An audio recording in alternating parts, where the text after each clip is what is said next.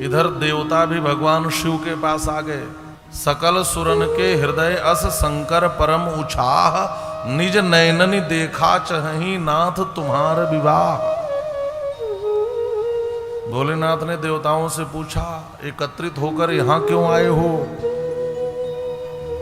देवताओं ने कहा, भोलेनाथ, संसार का कोई माता पिता अपने बेटे को अपना विवाह नहीं दिखा सकता, लेकिन हम भाग्यशाली बेटे होना चाहते हैं जो अपने माता पिता का विवाह अपने आंखों से देखना चाहते हैं। निज नयननि देखा चहि नाथ तुम्हार विवाह। और आप तो जगत के माता पिता हो, आप तो जगत के पिता हो। पार्वती जी जगन माता है। जगतः पितरौ वंदे पार्वती परमेश्वरौ। तो हम देवताओं के हृदय की एक इच्छा है कि हम अपने आंखों से अपने माता पिता का विवाह देखें। बड़ी चतुराई से देवताओं ने अपनी बात कही। निज नयननि देखा चहि नाथ तुम्हारे विवाह। उधर तो तैयारी हो गई, इधर की तैयारी। भोलेनाथ ने कहा कि अच्छा बताओ क्या तैयारी करनी चाहिए। देवताओं ने कहा, महाराज सबसे पहले तो आप दूल्हा वेश धारण करो। तो दूल्हा वेश धारण करने के लिए क्या क्या करना पड़ेगा? कहा सबसे पहले सिर पर मोर धारण करना पड़ेगा। देखो मैं हमेशा कहता हूं कि आजकल जो पहना देते हैं ना सेहरा कह के टोपी, ये टोपी मोर नहीं है। मोर में लटकन होनी चाहिए। जिसमें लटकन होती है वह मोर है। हाँ, भगवान शिव के शिव गणों ने उनके बिखरे हुए जटाओं का मुकुट बनाया और सर्प आकर के उसमें घुस करके आगे अपना फण लटका लिए, किधर से किधर से किधर से किधर से। यह मोर तैयार हो गया। मानसकार सुंदरतम वर्णन करते हैं अपनी चौपाइयों में कैसे। शिव ही शंभु गण करहि सिंगार, शिव ही शंभु गण करहि सिंगार, शिव ही शंभु गण करहि सिंगार, शिव ही शंभु गण करहि सिंगार। जटा मुकुट अहि मोर सवारा, जटा मुकुट अहि मोर सवारा।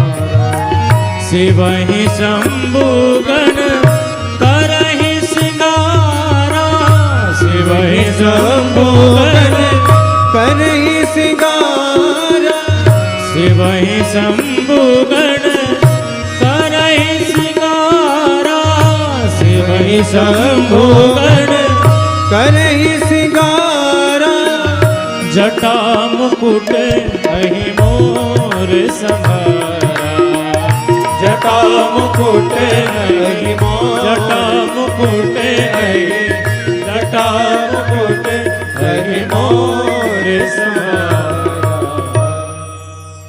शिव ही शंभुगण करहि श्रृंगारा, जटा मुकुट अहि मोर संवारा। सिर पर मोर हो गया। अब भोलेनाथ ने देवताओं से पूछा कि आगे बताओ और क्या चाहिए। देवताओं ने कहा, महाराज कान में कुंडल चाहिए और हाथ में कोई ब्रासलेट होना चाहिए, तो दूल्हा अच्छा लगता है ना। कोई कंगन होना चाहिए। अब एक सर्प आया, फुर्र से यहां मारा, इस कान में छेद हो गया। एक इधर से मारा, इधर छेद हो गया। एक सोने की तरह लाल लाल पीला पीला चमकता हुआ सर्प छोटा सा आया और कान के छिद्र में घुस करके और पूंछ को मुंह से पकड़ के लटक गया। एक इधर और एक यहां जाकर के मुंह और पूंछ, मुंह से पूंछ को पकड़ करके हाथ पे आ गया। भोलेनाथ ने कहा, लो देवताओं देखो, कुंडल भी तैयार और कंगन भी तैयार। अब क्या चाहिए? देवताओं ने कहा, महाराज अरे दूल्हा बनकर जा रहे हो, कुछ थोड़ी डेंटिंग पेंटिंग करवा लो, कुछ फेशियल आदि करवा लो, कुछ मेकअप आदि करवा लो, है ना। आप ये मत समझना कि केवल ब्यूटी पार्लर ही होते हैं, मेंस पार्लर भी होते हैं। और अब तो शहर में ब्यूटी पार्लर से ज्यादा मेंस पार्लर चलने लगे। और मैं कहता हूं कि देखो, पुरुषों का रुझान सौंदर्य के प्रति स्त्रियों से ज्यादा बढ़ा है इस समय। हाँ, एक जगह एक लड़के को फ्रांक पहने मैंने देखा था। खैर वो तो अतिशय बात हो गई। हाँ, वो सब जेएनयू वाले करते रहते हैं। तो लेकिन सौंदर्य के प्रति रुझान बढ़ा है। तो भोलेनाथ कम से कम कुछ पाउडर क्रीम तो जरूर लगा लो। दूल्हा बन के जा रहे हो, थोड़ा और चमकोगे। भोलेनाथ ने गण से कहा, सुनो, जाओ, जो अभी ताजा ताजा मुर्दा जला हो, है ना, उसकी चिता का भस्म लेकर के आओ। मेरी चमक तो क्रीम पाउडर से नहीं बढ़ेगी, मेरी चमक तो चिता भस्म से बढ़ेगी महाराज। और पूरे शरीर में, हाँ, आज लोग के मुंह में पोतते, पूरे शरीर में लगा लिया। देवताओं से पूछा, आगे बताओ और क्या चाहिए। देवताओं ने कहा, महाराज, मोर हो गया, कुंडल कंकण हो गया, और शरीर पे आपके पाउडर भी हो गया। अब बढ़िया कोई सूट सिलवाया है आपने? भोलेनाथ ने कहा, अच्छा सूट। एक गण से कहा, मेरा बाघंबर उतार करके ले आओ। इससे बढ़िया सूट तो हो नहीं सकता महाराज, इसको सिलाना नहीं पड़ता। हाँ, ये तैयार रखा हुआ है। तो बाघंबर लपेट करके खड़े हो गए। ऐसा श्रृंगार भोलेनाथ का चल रहा है। मानसकार वर्णन कर रहे हैं। कुंडल कंकण पहरे ब्याला, कुंडल कंकण पहरे ब्याला, कुंडल कंकण पहरे ब्याला, कुंडल कंकण पहरे ब्याला, तन विभूति पट के हरि छाला, तन विभूति पट के हरि छाला, कुंडल कंकण पहरे ब्याला, कुंडल कंकण पहरे ब्याला, कुंडल कंकण पहरे ब्याला, तन विभूति पट के हरि छाला, शशि ललाट सुंदर शिर गंगा, नयन तीन उपवीत भुजंगा, गरल कंठ उर नर सिर माला, असियो वेश शिवधाम कृपाला। देवताओं से पूछा, और बताओ और क्या चाहिए। कहा, महाराज कुछ हाथ में तो ले लो, है ना, कम से कम कोई रुमाल आदि ले लो। पहले के दूल्हा रुमाल लेकर के बैठते थे। तो भगवान शिव ने कहा, मैं तो वही लूंगा जो हमेशा हाथ में लेता हूं। एक हाथ में त्रिशूल और एक हाथ में डमरू लेकर तैयार हो गया। देवताओं से पूछा, और क्या चाहिए। कहा, महाराज और तो सब कुछ हो गया, लेकिन कोई लग्जरी कार चाहिए, तभी दूल्हे की शोभा बढ़ेगी। भोलेनाथ ने कहा, भाई मेरा जो वाहन है, मेरी जो गाड़ी है, वो तो अलग ही है ना। ऐसी कार संसार में और किसी के पास हो नहीं सकती है। और अपने बसहा बैल को बुलाया और उसी पर बैठ करके तैयार हो गए ससुराल जाने के लिए। मानसकार वर्णन कर रहे हैं। कर त्रिशूल अरो डमरो विराजा, कर त्रिशूल अरो डमरू बिराजा, कर त्रिशूल अरो डमरो विराजा, कर त्रिशूल अरो डमरू बिराजा, चले बसह चढ़ी बाजहि बाजा, चले बसह चढ़ी बाजहि बाजा, कर त्रिशूल अरु डमरु विराजा, चले बसह चढ़ी बाजहि बाजा। अब भगवान शिव के श्रृंगार पर एक दृष्टि डालें तो हम सबके जीवन के लिए बड़ा ही आध्यात्मिक सूत्र प्राप्त होगा। भगवान शिव ने अपनी बिखरी हुई जटाओं को समेटवा करके मुकुट बनाया। देखो, हमारे सिर से दो चीजें पैदा होती हैं, सिर से बाल भी पैदा होते हैं और सिर से विचार भी पैदा होता है। इसका तात्पर्य है जैसे सिर से पैदा होने वाले बाल भी सिर के ऊपर बिखरे होते हैं, वैसे सिर से पैदा होने वाले विचार भी बिखरे होते हैं। हमें क्या करना चाहिए? का जैसे भगवान शिव ने बिखरे हुए बालों को समेटवा करके एक जटा बनाई मुकुट की तरह, वैसे भी यदि मस्तिष्क से कोई भी विचार प्रकट हो तो हमें उसे तुरंत ही समेट लेना चाहिए, उसे बिखरने नहीं देना चाहिए। अपने विचारों को समेटना सीखें, अपने विचारों को लिखना सीखें, अपने विचारों को संजोना सीखें। ये इसका तात्पर्य है। भगवान शिव ने 3 स्थान पर सर्प रखा, सिर पर, कान में कुंडल की जगह और हाथ में कंगन की जगह। सर्प हमारे यहां काल के प्रतीक हैं। हमारे जीवन में ये तीनों महत्व रखते हैं, ये तीनों अंग महत्व रखते हैं, सिर, कान और हाथ। सिर से हम विचार करते हैं, कान से हम बातों को सुनते हैं और हाथ से हम कर्म करते हैं। जब भी हम कोई विचार करें तो काल को दृष्टि में रखकर करें, एक दिन वह काल हमें भी निगलेगा। इसलिए हमारा विचार काल को दृष्टि में रख करके होना चाहिए। हम कान से कोई भी बातें सुने तो हम ध्यान रखें कि एक दिन वह काल हमें ले जाएगा, इसलिए कल्याणकारी वचनों को ही सुने। ऐसी बातों को मत सुनना जो आपके लिए अकल्याणकारी हो। भद्रं करने भी श्रृणुयाम, हमें कल्याणकारी वचनों को ही सुनना चाहिए। और हाथ से जब हम कर्म करने चलें तो यह विचार करके कर्म करें कि हमें वही कर्म करना चाहिए जो हमें काल के गाल से बचाए। हमें सत्कर्म करना चाहिए, इसलिए यहां भी सर्प रखा। फिर का तन विभूति, भगवान शिव ने चिता भस्म लगाया, चिता की राख लगाई।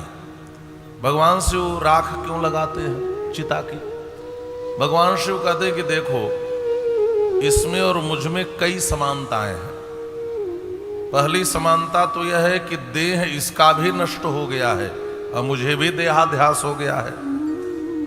जो देह से जो देह को त्याग दे वही तो भस्म बनता है। जिसका देह जल जाता है, जिसका देह नष्ट हो जाता है वही राख बनता है, और जिसका देह भाव नष्ट हो जाता है वही संत बनता है। महाराज, वही संत है, वही श्रेष्ठ है। जब तक हम देह गेह में बैठे रहें तब तक हम सच्चे अर्थों में संत नहीं हो सकते। तो भगवान शिव कहते हैं कि इसका भी देह जल गया है और यहां भी देह भाव नहीं है। तो पहली समानता।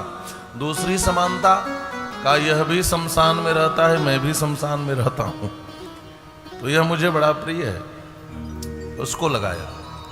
और फिर केहरी छाला, केहरी कहते हैं बाघ को, बाघंबर धारण किया। केहरी छाल माने बाघंबर पहना। अच्छा, बाघ भी बड़ा बलवान होता है ना? लोग कहते हैं ना कि वो बाघ है, भय उत्पन्न करने वाला है, लेकिन कोई कितना भी बड़ा बाघ हो, एक दिन उसके छाल को भी खूंटी पे लटकना ही पड़ता है ना? और भगवान शिव कहते हैं कि देखो, हम यह जो वस्त्र धारण किए हैं, यह वस्त्र भी प्रतीकात्मक है। प्रतीकात्मक इसलिए है कि हमें कुछ भी होने का अहंकार नहीं पालना चाहिए, है ना? यह शरीर भी वस्त्र की तरह है, हमारा भी शरीर एक दिन नष्ट होने वाला है। भगवान श्री कृष्ण श्रीमद् भगवद गीता में इस देह को भी वस्त्र कहते हैं। वासांस जीर्णानि यथा विहाय, जैसे हम पुराने वस्त्रों का त्याग करके नूतन वस्त्र को धारण करते हैं, वैसे आत्मा भी पुराने शरीर का त्याग करके नए शरीर को धारण कर लेती है। तो श्रीमद् भगवद गीता में शरीर को भी वस्त्र कहा गया। इसलिए कुछ होने का कभी अहंकार मत करो, यह प्रतीकात्मक दृष्टि है।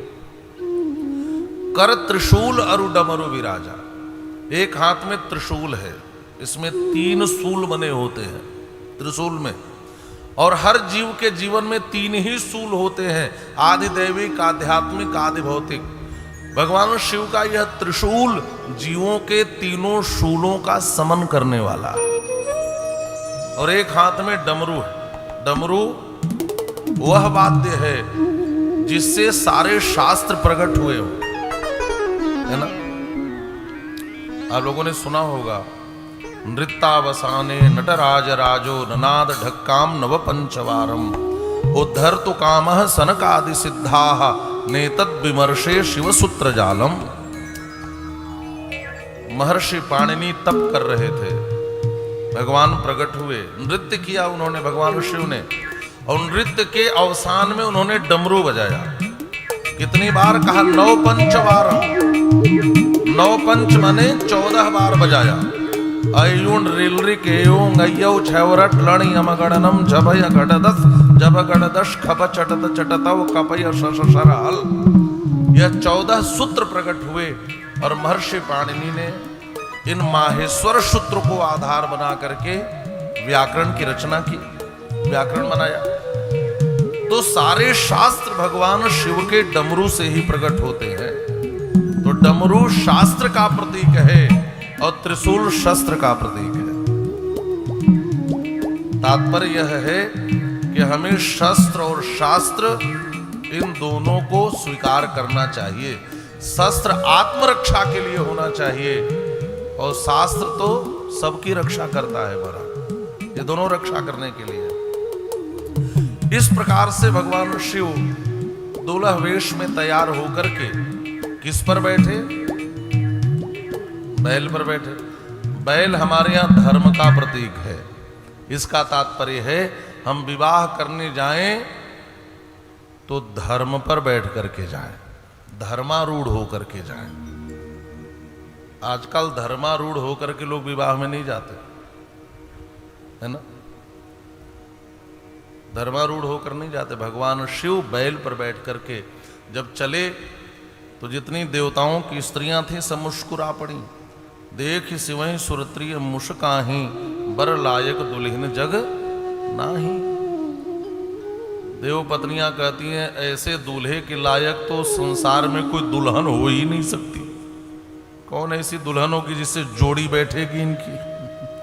अब यह देख करके सब देव पत्नियां मुस्कुराने लगी। विष्णु बिरंची आदि सुर ब्राता चढ़ चढ़ी वाहन चले बराता।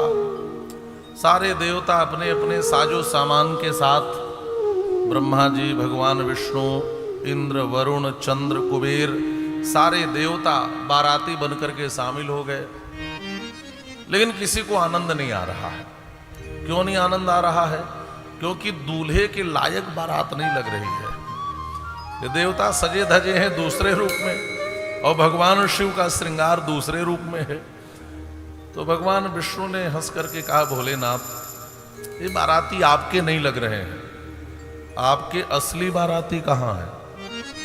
भोलेनाथ ने कहा, प्रभु बस आपका संकोच है, नहीं तो मैं असली लोगों को बुला लिया होता, अपने बारातियों को। भगवान नारायण ने कहा, देर किस बात की, असली बारातियों को बुला लो। अब तो श्रृंगी भृंगी को बुलाया और कहा, जाओ पूरी दुनिया में सूचना दे दो, हर शमशान तक क्षण मात्र में सूचना पहुंच जाए। और भूतों का नेटवर्क बहुत बड़ा होता है ना। हाँ महाराज। और तुरंत जो है सब पर मैसेज सेंड कर दिया गया और सब चले महाराज। उधर से चाइनीज प्रेत आ रहे हैं, अमेरिकन भूत आ रहे हैं, फ्रांसीसी भूत आ रहे हैं, रसियन प्रेत आ रहे हैं, सब आए, सब चले। अच्छा, भूतों के जीवन का भी ये पहला ऐसा प्रोग्राम है जहां इनको सादर आमंत्रित किया गया है शामिल होने के लिए। नहीं, भूत बेचारों को शामिल होने के लिए कौन इनवाइट करे, है ना। आप लोगों ने देखा है, जब भी आपके यहाँ कोई मंगल कार्य होता है तो जो आचार्य होते हैं पीला सरसों बाएं हाथ में लेते हैं, दाहिने हाथ से ढक लेते हैं और मंत्र क्या बोलते हैं? अब सरपंत वे भूता ए भूता विघ्नकारका। जितने यहाँ पर भूत प्रेत अदृश्य रूप से रहने वाले हो, अब यहाँ पर मंगल कार्य होने जा रहा है, जल्दी से इस स्थल को छोड़ करके हट जाओ, ते नश्यन्तु शिवाज्ञया, भगवान शिव की ऐसी आज्ञा है। भगवान शिव ने एक शासनादेश जारी कर रखा है कि जहां भी कोई मंगल कार्य हो, यदि ये शपथ याद दिलाई जाए कि भगवान शिव की आज्ञा है कि भूत प्रेत हट जाओ, तो तुम लोगों को वहां से हट जाना होगा। एक दिन भूत प्रेतों ने एक एप्लीकेशन दिया, भोलेनाथ अब जितने मंगल कार्य हैं वहां से तो हम भगा दिए जाते हैं, तो क्या हमारे जीवन में कोई ऐसा अवसर नहीं होगा कि हम भी किसी का विवाह देखें? तो भोलेनाथ ने कहा चिंता मत करो, जब मेरा होगा तो सभी को बुलाऊंगा। और आज पहली बार यह अवसर मिला है भूत प्रेतों को किसी के विवाह में शामिल होने का। सब चल पड़े। गोस्वामी पाद वर्णन करते हैं, को मुखहीन विपुल मुख काहू, बहुपद कर को बहुपद बाहू, विपुल नयन को नयन विहीना, हृष्ट पुष्ट को अति तन खीना। कुछ ऐसे प्रेत चले आ रहे हैं जिनका मुख ही नहीं है, कुछ ऐसे भूत चले आ रहे हैं जिनके कई कई मुख हैं। किसी की भुजा नहीं है, किसी के अनेक भुजा है, किसी के पांव नहीं, किसी के अनेक पांव हैं। महाराज सब आए।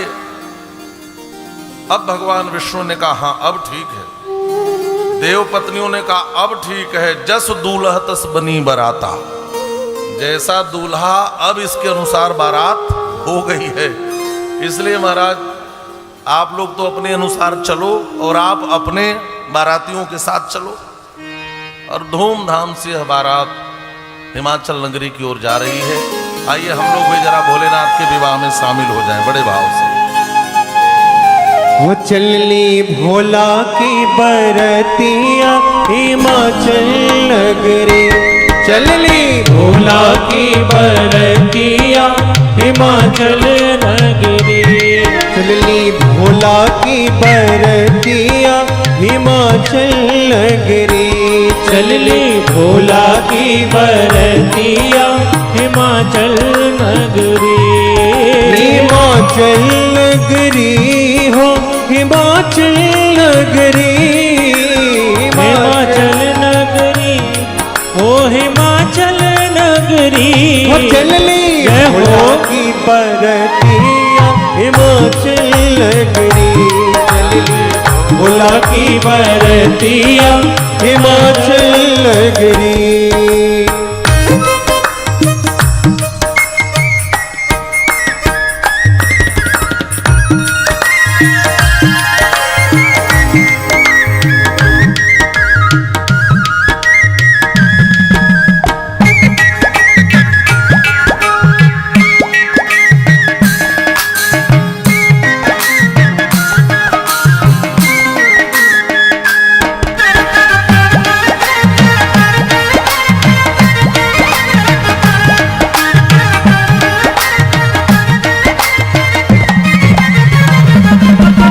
प्यारे बैल सवार भये हैं घर सापन लटकाए, प्यारे बैल सवार भये हैं गल सापन लटकाए, प्यारे बैल सवार भये हैं घर सापन लटकाए, प्यारे बैल सवार भये हैं गल सापन लटकाए। बिछुअन का पहिरे कंगन, बिछुअन का पहिरे कंगन, अंग विभूति रमाए, ओह अंग विभूति रमाए। उनकी अद्भुत है सूरतिया हिमाचल नगरी, उनकी अद्भुत है सूरतिया हिमाचल नगरी। चलनी भोला की बरतिया हिमाचल नगरी।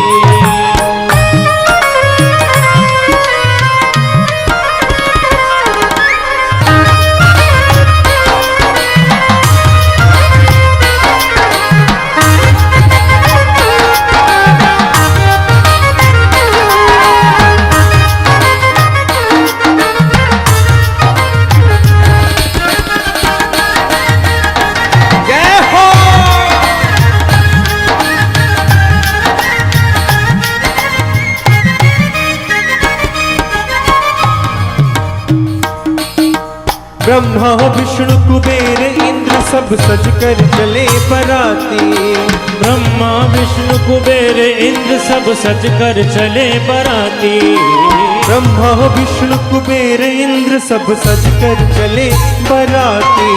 ब्रह्मा विष्णु कुबेर इंद्र सब सज कर चले बराती। भूत प्रेत सब चले साथ में हो, भूत प्रेत सब चले साथ में, जो है इनके साथी, ओह जो है इनके साथी। लेनी हो लेनी हो लेनी मुर्दन की खोपड़िया हिमाचल नगरी।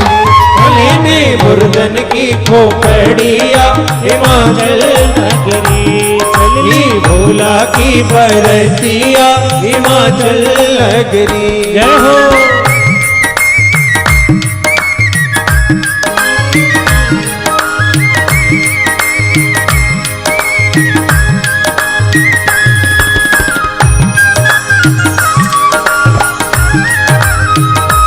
जय हो।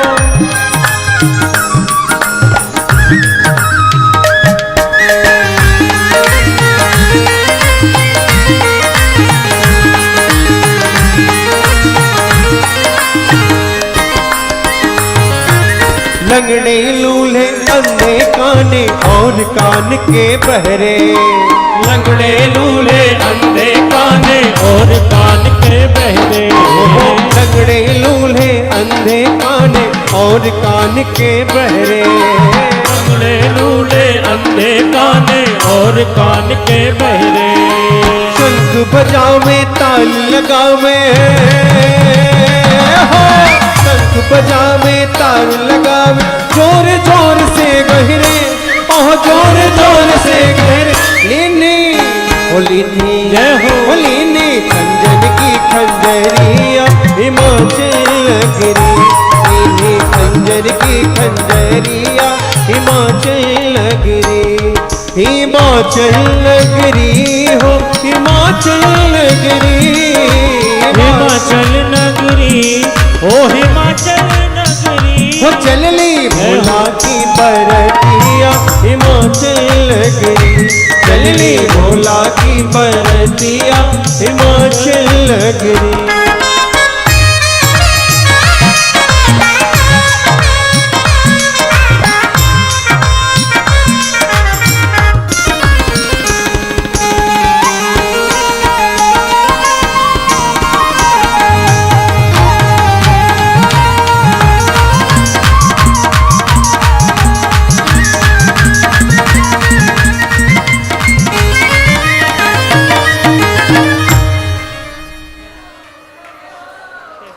बोलिए भगवान भोलेनाथ की जय। धूमधाम से यह बारात हिमाचल नगरी की ओर जा रही है। हिमाचल नगरी में बहुत तैयारियां हैं। बैठ जाइए मैया, बैठ जाइए। हिमाचल नगरी के लोग बारातियों का स्वागत करने के लिए अपने अपने वाहनों पर बैठ कर के नगर की सीमा तक आए हैं। कोई हाथी पर बैठा, कोई घोड़े पर बैठा, कोई ऊंट पर बैठा, अपनी अपनी सवारी पर बैठ कर के आए। और हिमाचल नगरी के जो छोटे छोटे बच्चे हैं वो भी बारात देखने के लिए दौड़ करके आए। इधर देवर्षि नारद स्वागत करने वालों के साथ खड़े हैं, क्योंकि आने वालों को पहचानने वाले देवर्षि नारद को छोड़कर और कोई है नहीं, ये तो सबको जानते हैं। अब सबसे आगे ब्रह्मा जी आ रहे थे। हिमाचल नगरी के लोगों ने पूछा कि नारद जी क्या यह दूल्हा है? नारद जी ने कहा नहीं, ये तो ब्रह्मा जी हैं, इनका स्वागत करो। उनका स्वागत हुआ। चंद्रदेव आ रहे थे। अरे वाह, कितना सुंदर दूल्हा अपने पार्वती बिटिया के लिए खोजा है, यह दूल्हा है।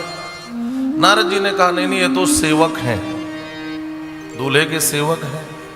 लोगों ने कहा बाप रे बाप, जिसके सेवक कितने चमकदार हो, कितना सुंदर होगा। फिर सूर्यदेव आए। अरे बाप रे, इनके ऊपर तो आंख ही नहीं टिक रही है, यह दूल्हा। कि नहीं, यह भी सेवक है। अब उनसे भी बड़ी चमक इनकी। स्वागत करो। स्वर्ग का वैभव आया, देवराज इंद्र, यह दूल्हा कहा, नहीं नहीं यह भी सेवक है। अरे बाप रे, जिसके सेवकों का इतना बड़ा वैभव, वह दूल्हा कितना बड़ा होगा, कितना सुंदर होगा। अब इसके बाद कुबेर का स्वागत करवाया, वरुण आए और अंत में वैकुंठाधिपति भगवान नारायण बाराती बनकर आ रहे हैं। लोगों की आंखें फटी की फटी रह गई। ऐसा लग रहा है जैसे करोड़ों करोड़ों सूर्य इनके मुख से प्रदीप्त हो रहे हो। अकूत वैभव। लोगों ने देखा तो कहा, अरे नारद जी इतना सुंदर दूल्हा। नारद जी ने कहा, नहीं नहीं ये तो दूल्हे के मित्र हैं, दूल्हा तो अभी पीछे आ रहा है। और जब दूल्हे के आने की बारी हुई तो नारद जी ने कहा, सुनो अभी मुझे भीतर भी तैयारी करवानी है, सबसे बड़ी जिम्मेदारी तो मेरी ही है, बाहर भी देखो भीतर भी देखो। तो ऐसा है अब जो आने वाला है वही दूल्हा है, आप लोग स्वागत करना, मैं तो चल रहा हूं। और नारद जी तो धीरे से निकल लिए और जैसे ही भूत प्रेतों से सजी हुई भोलेनाथ की असली बारात आई और उड़ती हुई धूल और नाचते हुए प्रेत दिखे, बिडरी चले वाहन सब भागे।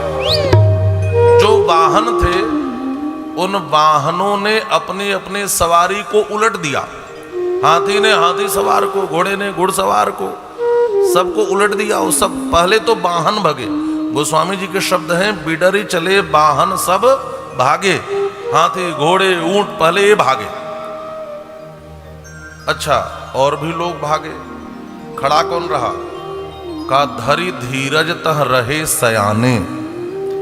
सयाने माने कुछ बुद्धिमान लोग, कुछ बड़े लोग, कुछ परिपक्व लोग, वो भी धीरज रख के खड़े हैं। लेकिन कब तक ये धैर्य काम देगा यह अभी तक गारंटी नहीं है, कभी अभी मैदान छोड़ दें। लेकिन भागने वालों में और कौन दिख रहा है? कहा बालक सबले जीव पर आने। और उसके बाद बालक डर के भाग रहे हैं। जब भागते हुए बालकों ने घोषणा कर दी, अब भागते हुए बालकों को देखकर लोगों ने पूछा, अरे क्यों भाग रहे हो? कहा तुम भी भागो। कैसा क्या देख लिया? अरे दूल्हे को देखा कि नहीं, बारात आ गई। बालकों ने कहा दूल्हा नहीं, पूछो मत। अरे कुछ तो बताओ कैसा है दूल्हा? कहा दूल्हा पागल है। पहला शब्द ये, दूल्हा पागल है। पागल है, प्रमाण क्या है? का सबसे बड़ा प्रमाण तो यही है कि बैल पर बैठा हुआ है। इससे बड़ा पागल होने का प्रमाण क्या होगा? मानसकार लिख रहे हैं, अरे बोरा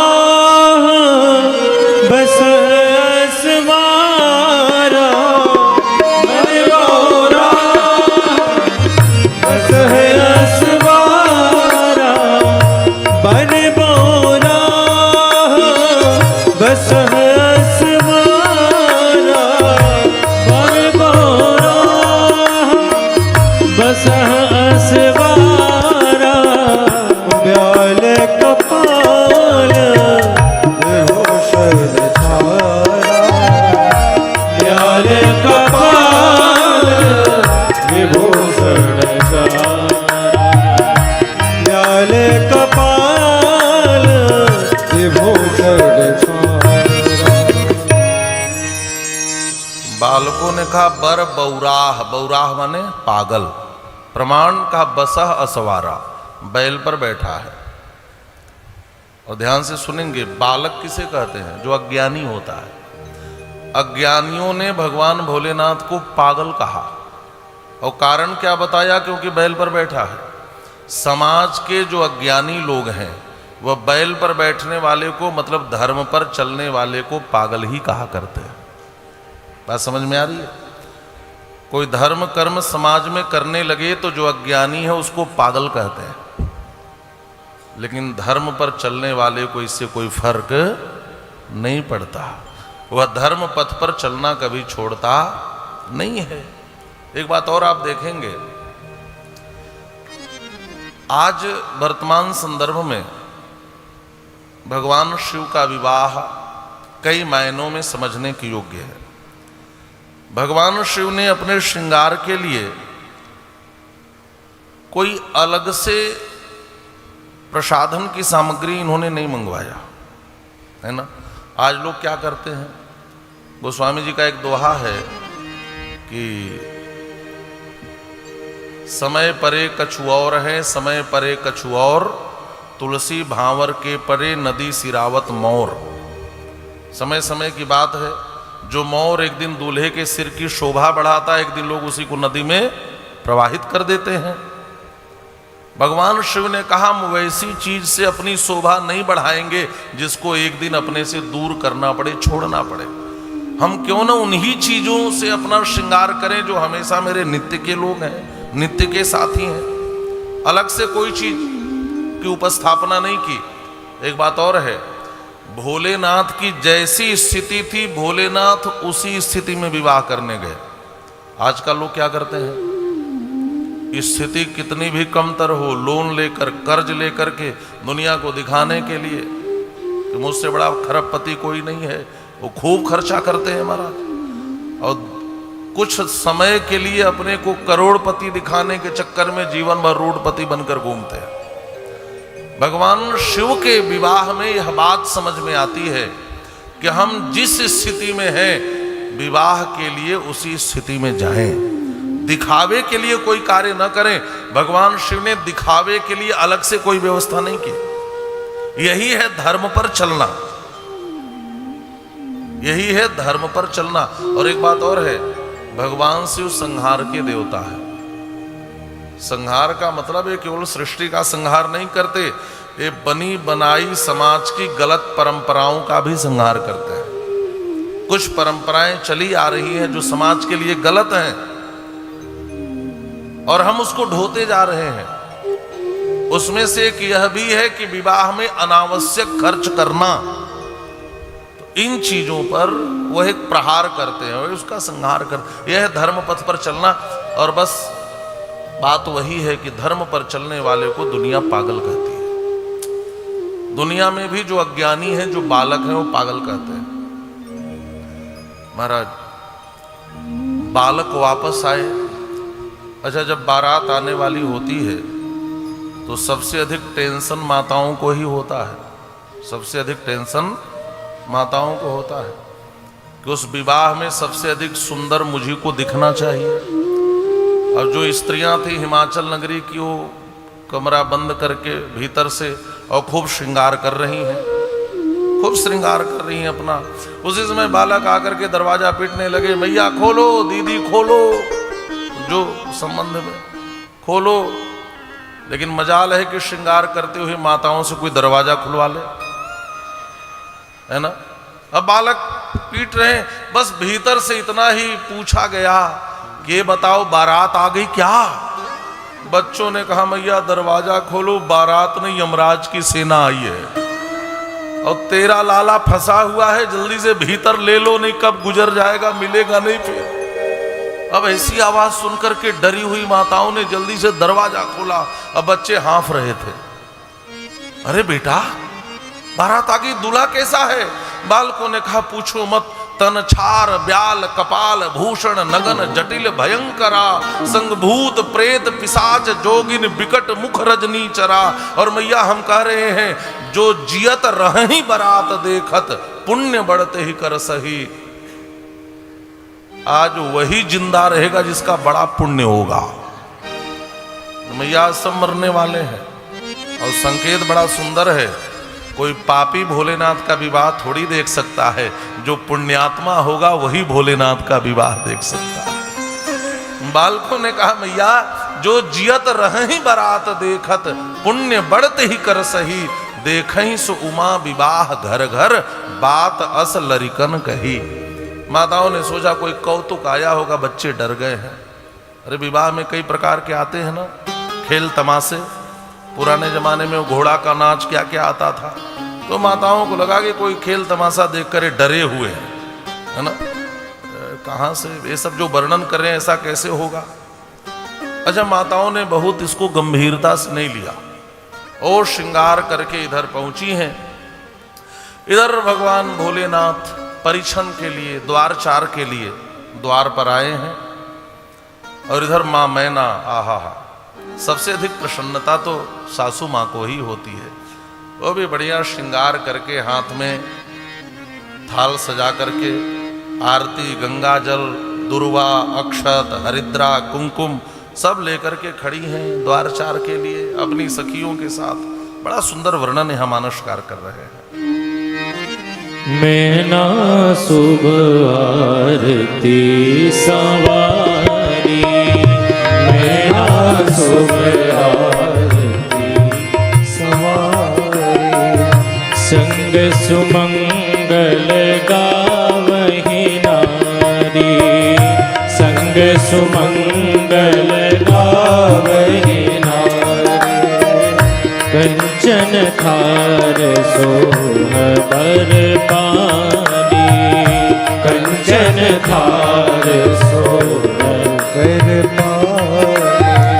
परिछन चले हर पानी, परिछन चले हर सानी, मैना शुभ आरती सम्हारी, मैना शुभ आरती सवारी।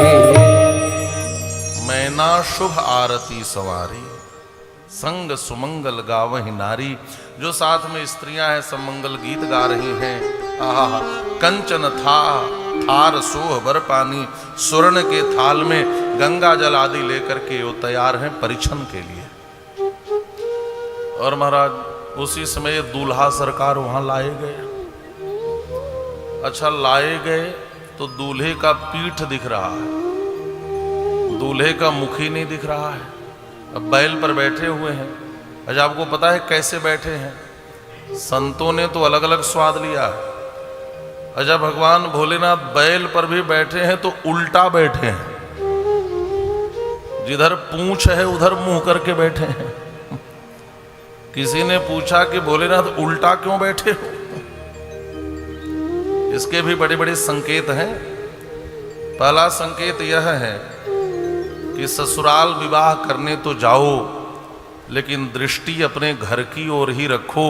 बहुत से लोग ससुराल विवाह करने जाते हैं और ससुराल के ही होकर रह जाते हैं, घर वालों को भूल जाते हैं। तो ये विवाह करने तो जाओ, लेकिन दृष्टि घर की ओर रखो। ये पहला संकेत है। और दूसरा संकेत का भाई दूल्हा तो आगे चलता है बारात में। जब भोलेनाथ को लोगों ने आगे कर दिया और भगवान नारायण बाराती के रूप में जब पीछे आ रहे थे तो भोलेनाथ को अच्छा नहीं लगा। भोलेनाथ ने कहा भगवान की ओर पीठ करना तो मर्यादा नहीं है। लोग भले पागल कहें, लेकिन मैं नारायण की ओर पीठ करके नहीं बैठ सकता।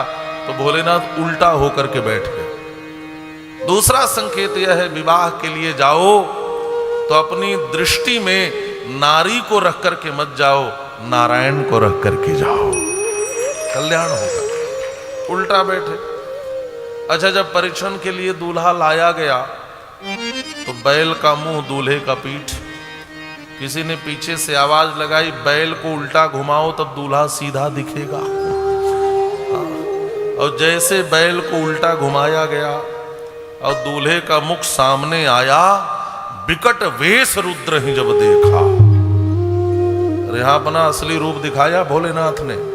यहां प्रयोग किस शब्द का है? रुद्र। जल्दी रुद्र रूप आपको देखने को मिलेगा नहीं श्री रामचरितमानस में, लेकिन पता नहीं इनको क्या सूझा कि इस रूप को दिखा दिया। और जैसे उस रुद्र की रूप को देखा मां मैना ने, वैसे कांप गई। अबलन उर भयउ विशेषा, हाथ से थाल छूट गई। भागी भवन पैठयति त्रासा, डर के मारे भीतर भागकर चली गई और रोना धोना शुरू कर दिया। पीछे बाराती खड़े थे। बारातियों ने कहा भोलेनाथ आगे क्या होगा? भोलेनाथ ने कहा सब अच्छा ही होगा। कहा आपको क्या लगता है कि विवाह अभी भी संभव है? सासू माता जिसको देखकर थाल ही पटक दे, अभी भी उम्मीद है? भोलेनाथ ने कहा मैं तो विश्वास का देवता ही हूं, मेरा काम विश्वास पे ही चलता है। पूरा विश्वास है कि मेरा विवाह होगा। का आपको ऐसा विश्वास क्यों है? सासू मां तो आपको देखकर थाल पटक दी। भोलेनाथ ने कहा अलग अलग स्थान की अलग अलग रीति होती है, लोक रीति होती है ना। तो हो सकता है मेरे ससुराल के ही लोक रीति हो कि दूल्हे को देखकर थाल पटका जाता हो, तो इसमें घबराने की कौन सी बात है। और यदि यह लोक रीति नहीं भी होगी तो मुझे एक और बात लगती है। बारातियों ने पूछा क्या? कहा मुझे लगता है मेरी सासू मां बड़ी बुद्धिमती हैं। कहा कैसे? कहा परिछन में करती क्या है, परिछन में किया क्या जाता है, या सासू माताएं करती क्या है? कहा वो गंगा जल घुमा करके थोड़ा सा गिराती हैं और प्रार्थना करती हैं कि मेरे दामाद के जीवन में गंगा जल की तरह हमेशा शीतलता बनी रहे, पवित्रता बनी रहे। और फिर दीपक घुमाती हैं, आरती उतारती हैं और कल्पना करती हैं, प्रार्थना करती हैं कि मेरे दामाद के जीवन में भी हमेशा प्रकाश बना रहे, जीवन आलोकित होता रहे। यही तो कामना की जाती है। और मुझे लगता है कि मेरी सासू माँ ज्यादा बुद्धिमती हैं। कैसे? का वह तो गंगा जल लेकर के आई थी थाल में, लेकिन उन्होंने देखा कि आज तो वो आ गए हैं जिनके सिर से पूरी गंगा ही प्रवाहित हो रही है। उनको एक लोटा गंगा जल दिखाने से क्या होना है, ये तो व्यर्थ है, इसलिए पटक दिया। और फिर सोचा होगा आरती घुमाऊं, फिर देखा कि यहां तो मस्तक पर स्वयं चंद्रदेव विराज रहे हैं। जिसके मस्तक पर स्वयं चंद्रदेव हों, है ना, सूरज के आगे, चंद्रमा के आगे क्या दीपक दिखाना कहते हैं। तो सासू माँ को लगा होगा कि इनको दीपक क्या दिखाना जिनके मस्तक पर स्वयं चंद्रमा बैठे। पटक दिया कि ये तो व्यर्थ की चीजें हैं, और भीतर चली गई। मुझे पूरा विश्वास है कि विवाह होगा। और कहाँ गए भोलेनाथ? कहा इधर तो भागी भवन पैठी अति त्रासा, और गए महेश जहां जनु आसा। अब यहां इस क्रम में भोलेनाथ के 3 नाम की चर्चा है। जब भोलेनाथ आए, परिछन चली हरहि हर्षानी। किसका परिछन करने जा रही है? कहा हर का परिछन करने जा रही है। हर किसे कहते हैं? कहा जो दुख और पापों का हरण कर ले उसको हर कहते हैं, और हरि भी कहते हैं। हर उसे कहते हैं जो दुख का हरण कर ले। हर्षित होकर के ऐसे हर का परिछन करने चली थी, लेकिन विकट वेश रुद्र ही जब देखा, वह रुद्र रूप में दिखे। रुद्र किसे कहते हैं? रुजम द्राव्यतीति रुद्रः, जो अज्ञान रूपी रोग का नाश कर दे उसको कहते हैं रुद्र। भगवान शिव कहते हैं कि मेरी सासू मां किसी भ्रम में न रहे। क्यों भ्रम में न रहे? क्योंकि मेरा जो असली रूप है यह इनको पता चलना चाहिए। किसी अज्ञान में दूल्हे के पूरे स्वरूप को जाने बिना वह अपनी बेटी सौंप दे, यह मुझे स्वीकार नहीं है ना। बहुत से लोग हैं जो अपनी कमियों को छुपा करके विवाह कर लेते हैं, और बाद में जब माँ को पता चलता है तो बहुत दुखी होती हैं। तो भोलेनाथ ने कहा कि यही समय है कि मैं अपना असली रूप प्रकट कर दूं। यदि इस रूप में भी मैं स्वीकार हूं, तब तो इनकी बिटिया मुझे स्वीकार है। नहीं बाद में दोष न दे कि मुझे तो पता ही नहीं था, नहीं तो मैं तो हाथ ही नहीं देती हाथ में। अच्छा, दूसरा बात, जो अज्ञान रूपी रोग का नाश कर दे वह रुद्र है। तो जो यह अज्ञान है मुझे ठीक से न समझ पाने का, उसका नाश हो जाए, इसलिए अपने रुद्र रूप को प्रकट किया। एक दृष्टि यह भी है कि किसी के सामने पूजा की थाल पटकना उसका अपमान करना है। लेकिन तीसरा शब्द रखा, गए महेश जहां जनवासा। यह महेश है, महाईश है महाराज, ये महान ईश्वर हैं। कोई इनका अपमान भी कर दे तो इनको कोई फर्क पड़ने वाला नहीं है। यही इनका महेश होने का प्रमाण है। इसलिए गए महेश जहां जनवास, जनवासे में गए। और जनवासे में गए तो वहां देवताओं को अलग टेंशन, अलग मीटिंग हो रही है। अच्छा, इस मीटिंग का विषय था भोजन। आप समझ रहे? अच्छा, बारातियों को केवल भोजन से मतलब होता है कि नहीं? भोजन चाहे बारात। अच्छा, आजकल आप विवाह में देखना, दूल्हा दुल्हन पंडित जी, एक दो इधर के घर वाले, एक दो उधर के, बाकी लोग भोजन करके निकल जाते हैं। इसका मतलब बारातियों को तो केवल भोजन से मतलब है और किसी चीज से कोई मतलब नहीं है। और बारातियों तक यह सूचना पहुंच गई कि सासू माँ ने देखकर थाल पटक दिया, पता नहीं विवाह होगा कि नहीं होगा। लेकिन हम तो सोच कर आए थे कि बढ़िया बढ़िया खाने को मिलेगा। समस्या तो है कि भोजन का क्या होगा। जब तो देवता ब्रह्मा जी से कह रहे महाराज, आपने विधान तो यही बनाया है, आप तो स्वयं विधि हैं कि विवाह के बाद भोजन हो। जैसे राम जी के विवाह में पुनि जेवनार भई बहु भांति, विवाह के बाद जेवनार हुआ। लेकिन आप स्वयं ब्रह्मा जब यहाँ पर आप उपस्थित हो, आप स्वयं विधि यहाँ पर उपस्थित हो, तो एक नई विधि बना दो। ब्रह्मा जी ने पूछा क्या? कहा और विवाहों में विवाह के बाद भले भोजन होता हो, लेकिन इस विवाह में पहले भोजन की विधि बना दो, बाद में विवाह हो। ब्रह्मा जी ने कहा बात तो सही है, बाराती बन के तो मैं भी आया हूं। उन्होंने तुरंत सूचना भिजवाई महाराज हिमाचल के यहाँ कि पहले भोजन विवाह बाद में। महाराज हिमाचल ने कहा जब स्वयं ब्रह्मा जी ही कह रहे हैं तब और किसी से क्या पूछना, चलो भाई शुरू करो। जनवासे में जहां बाराती हैं ले जाओ, पहले भोजन कराओ बढ़िया। अच्छा, जो बारात और बारातियों को देख कर आए थे उनकी तो हिम्मत नहीं पड़ी। वो कहते हैं महाराज कोई और सेवा दे दो, उधर जाने की हिम्मत नहीं है। और जो लोग अभी बारातियों से परिचित नहीं थे वो बहुत उछल रहे थे कि हमें दीजिए, हमें सेवा दीजिए। तो महाराज हिमाचल ने कहा कि ठीक है आप लोग जाओ। और जब यहाँ पहुंचे तो सारे बाराती बैठे हैं पंक्तिबद्ध होकर के। पहले लोग बैठते थे और बढ़िया पत्तल परोसा जाता था, थाल परोसा जाता था, फिर व्यंजन परोसे जाते थे। अच्छा, यहाँ देवता बैठे, उसके पहले पहली पंक्ति में ही सब भूत प्रेत बैठ गए। इनसे आगे कौन हो सकता है? खाने में जो सबसे आगे वो भूत प्रेत ही तो होते हैं, सबसे आगे बैठे। अच्छा, परोसने वालों के साथ एक नई समस्या खड़ी हो गई। क्या?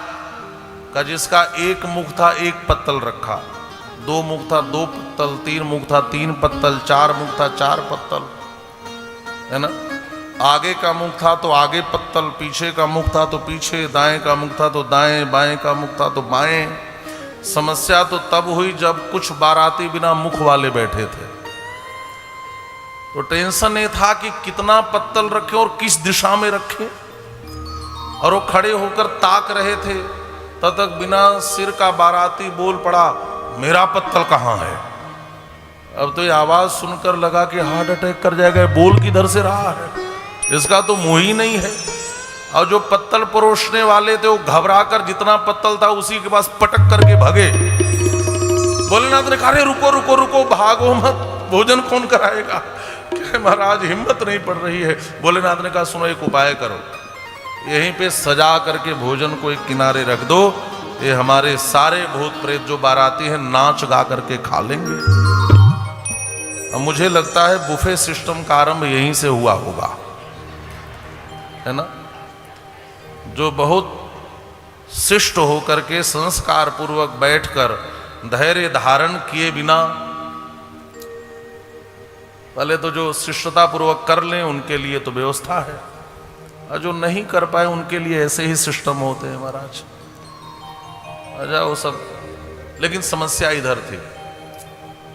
इधर माँ मैना गोद में बैठा करके अपनी बिटिया को रो रही है। कुछ भी हो जाए मैं अपनी बेटी का ब्याह इस पागल दूल्हे के साथ नहीं होने दूंगी। भले अपनी बेटी को लेकर के कुएं में कूद जाऊंगी, पहाड़ से नीचे कूद जाऊंगी, लेकिन अपनी बेटी का ब्याह मैं इस पागल दूल्हे के साथ नहीं होने दूंगी। अपने जीते जी ऐसे बर के साथ मैं अपनी बेटी को कभी विदा नहीं कर सकती। माँ मैना गोद में बैठा करके रो रही है। मानुष का वर्णन करते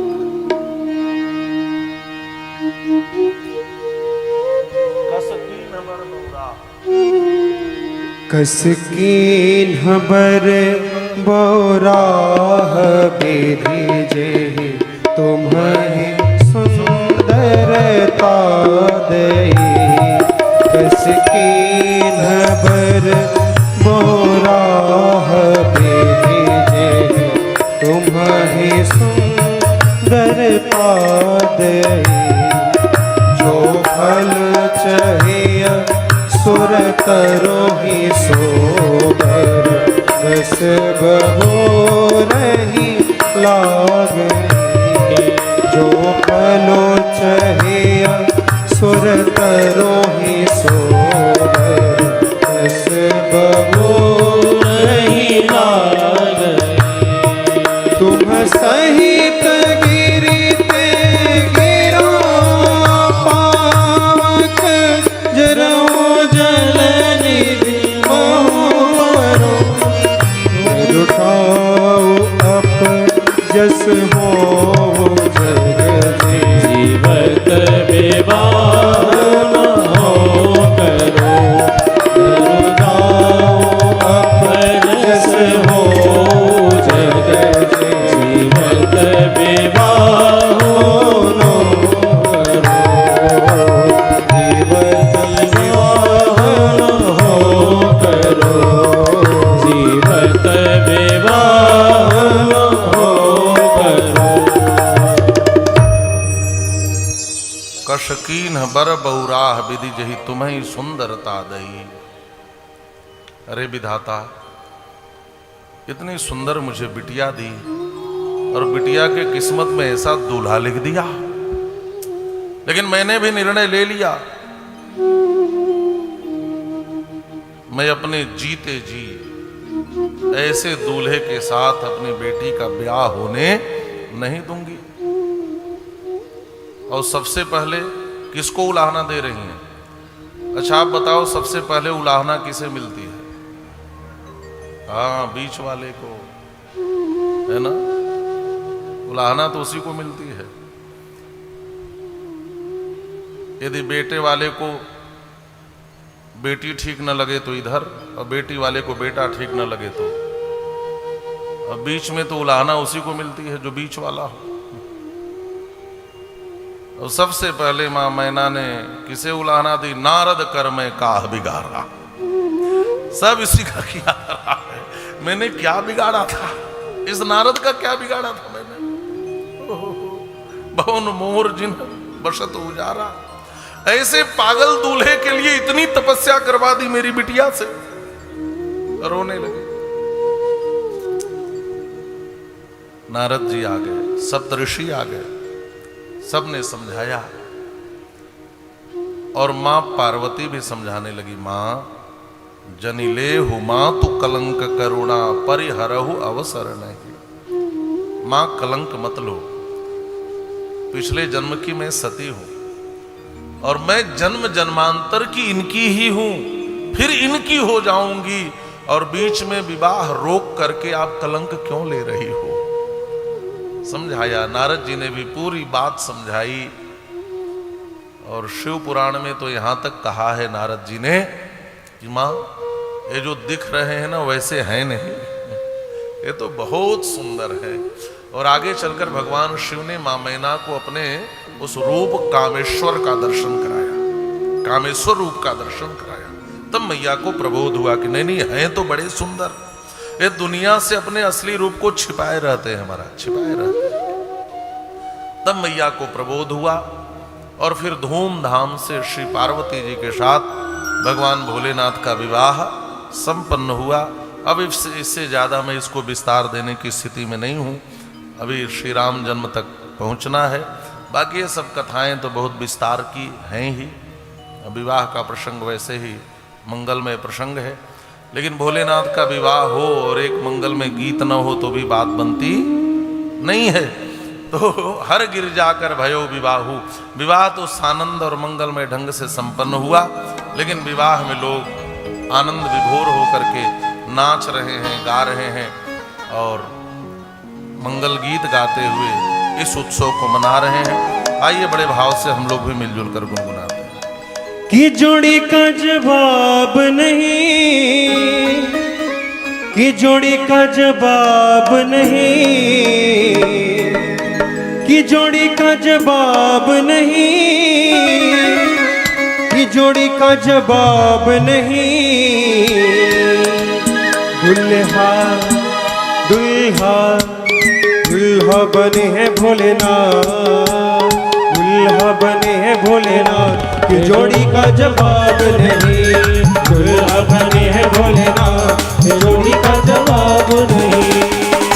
की जोड़ी का जवाब नहीं। जय हो की जोड़ी का जवाब नहीं। जय हो की जोड़ी का जवाब नहीं। जय हो की जोड़ी का जवाब नहीं। दुल्हा दुल्हा दुल्हा बने हैं भोलेनाथ। दुल्हा बने हैं भोलेनाथ की जोड़ी का जवाब नहीं। दुल्हा बने हैं भोलेनाथ की जोड़ी का जवाब नहीं। जय हो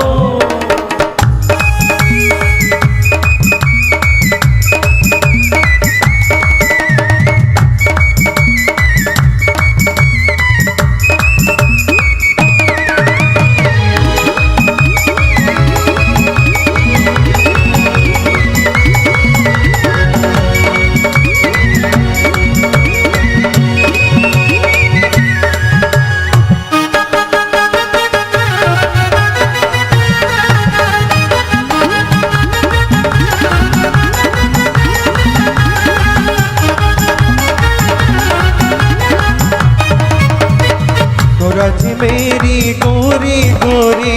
गोरा जी मेरी गोरी गोरी गोरी गोरी हो गोरी गोरी। गोरी गोरी हाँ गोरी गोरी। गोरा जी मेरी गोरी गोरी। गोरा जी मेरी गोरी गोरी गोरी गोरी हो गोरी गोरी। गोरी गोरी हाँ गोरी गोरी। काले काले रंग भोलेनाथ। काले रंग भोलेनाथ की जोड़ी का जवाब नहीं। अरे भोलेनाथ की जोड़ी का जवाब नहीं। की जोड़ी का जवाब नहीं।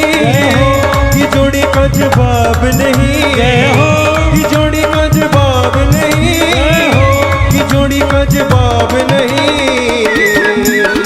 दुल्हा दुल्हा जय हो दुल्हा बने हैं भोलेनाथ की जोड़ी का जवाब नहीं। दुल्हा बने हैं भोलेनाथ जोड़ी का जवाब नहीं।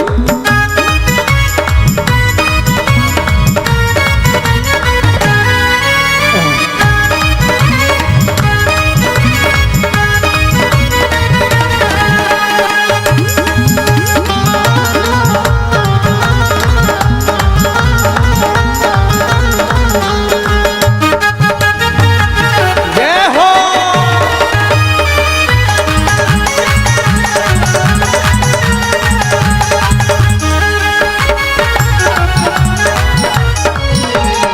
गोरा जी मेरी महलों वाली। गोरा जी मेरी महलों वाली। गोरा जी मेरी महलों वाली। गोरा जी मेरी महलों वाली। महलों वाली हाँ महलों वाली। हाँ महलों वाली हाँ महलों वाली। गोरा जी मेरी महलों वाली। गोरा जी मेरी महलों वाली। मेरू बजावे भोलेनाथ। मेरू बजावे भोलेनाथ की जोड़ी का जवाब नहीं। मेरू बजावे भोलेनाथ की जोड़ी का जवाब नहीं। की जोड़ी का जवाब नहीं। जय हो की जोड़ी का जवाब नहीं। जय हो की जोड़ी का जवाब नहीं। जय हो की जोड़ी का जवाब नहीं। जय हो दुल्हा दुल्हा दुल्हा बने हैं भोलेनाथ की जोड़ी का जवाब नहीं। दुल्हा बने हैं भोलेनाथ की जोड़ी का जवाब नहीं। बने जय हो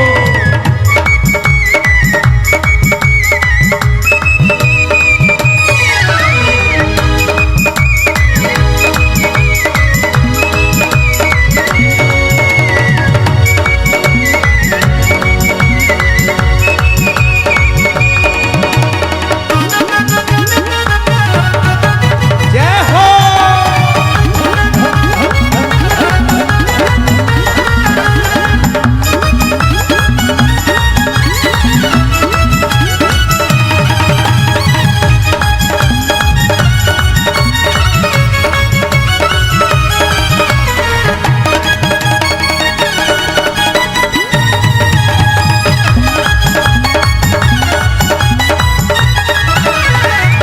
गोरा जी ओढ़े लाल चुनरिया, गोरा जी ओढ़े लाल चुनरिया, लाल चुनरिया हो लाल चुनरिया, लाल चुनरिया हो लाल चुनरिया, गोरा जी ओढ़े लाल चुनरिया, लाल चुनरिया लाल चुनरिया, लाल चुनरिया हो लाल चुनरिया, लाल चुनरिया हो लाल चुनरिया, लाल चुनरिया हो लाल चुनरिया, लाल चुनरिया हो लाल चुनरिया, बाघा बनवर बाघा बन बाघा बनवर बाघांबर पहने, बाघांबर पहने भोलेनाथ, बाघांबर पहने भोलेनाथ, इस जोड़ी का जवाब नहीं। बाघांबर पहले भोलेनाथ ये जोड़ी का जवाब नहीं, बाघांबर पहले भोलेनाथ ये जोड़ी का जवाब नहीं, पहले भोलेनाथ ये जोड़ी का जवाब नहीं, पहले भोलेनाथ ये जोड़ी का जवाब नहीं, दुल्हा बने भोलेनाथ, ये जोड़ी का जवाब नहीं, दुल्हा बने भोलेनाथ ये जोड़ी का जवाब नहीं, ये जोड़ी का जवाब नहीं, ये जोड़ी का जवाब नहीं, जवाब नहीं। बोलिए भगवान भोलेनाथ की जय।